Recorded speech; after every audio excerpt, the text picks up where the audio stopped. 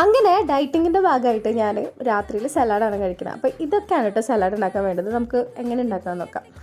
അപ്പോൾ നമ്മുടെ സലാഡിന് ഒരു ഡ്രസ്സിങ് വേണം. അതാണ് കേട്ടോ ഉണ്ടാക്കുന്നത്. അതായത് പുഴുങ്ങിയ കോഴിമുട്ടയുടെ വെള്ളം മാത്രം എടുത്തിട്ട് അതിൽ വിനീഗറും വെളുത്തുള്ളിയും ഉപ്പും ഇട്ട് നമ്മൾ മിക്സിയിൽ ബീറ്റ് ചെയ്ത് കഴിഞ്ഞാൽ ഒരു ഹെൽത്തി മയണൈസ് നമുക്ക് കിട്ടും. പിന്നെ നമ്മൾ കട്ട് ചെയ്ത് വെച്ചിട്ടുള്ള എല്ലാ വെജിറ്റബിൾസും ബൗളിലിട്ടിട്ട് നന്നായി മിക്സ് ചെയ്യുക. സാധാരണ എൻ്റെ അനിയത്തിയാണ് കേട്ടോ ഈ സലാഡുകളൊക്കെ ഉണ്ടാക്കാറ്. ഈ വൈകിയ വേളയിൽ അവൾ എനിക്ക് ഒരുപാട് മിസ് ചെയ്യുന്നുണ്ട് കേട്ടോ.